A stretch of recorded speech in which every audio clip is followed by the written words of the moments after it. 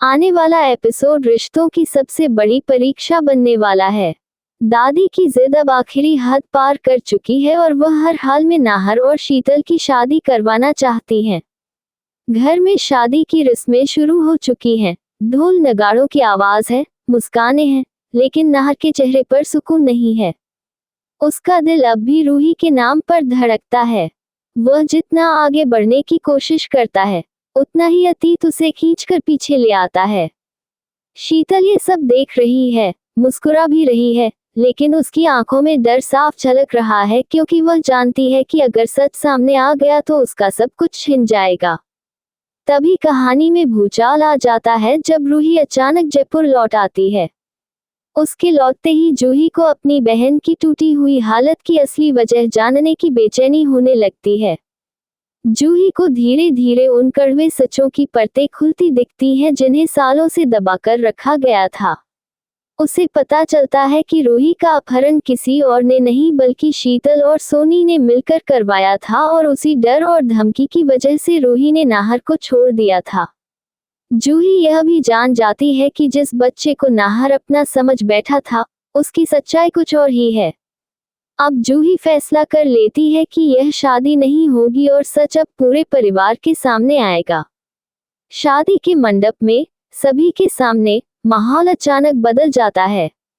संगीत रुक जाता है, हंसी खामोशी में बदल जाती है और ना कुछ नहीं कह पाता। उसकी खामोशी ही उसका सबसे बड़ा जुर्म बन जाती है। दादी गुस्से से कांप उठती है और चीख पड़ती है कि उसने इस घर की इज्जत मिट्टी में मिला दी। नाहर अब और चुप नहीं रहता।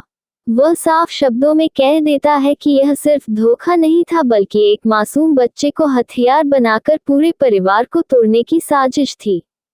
शीतल का नकाब सबके सामने उतर जाता है। अवनी के सामने ये सच्चाई भी आ जाती है कि शीतल नाहर की नहीं बल्कि रोमिल की प्रेमिका थी और बिट्टू उसी का नाजायज बच्चा है। शीतल चीखती चिल्लाती रह जाती है, लेकिन अब कोई उसकी बात सुनने को तैयार नहीं होता। इसी बीच बच्चा चुपचाप सब देख रहा होता है।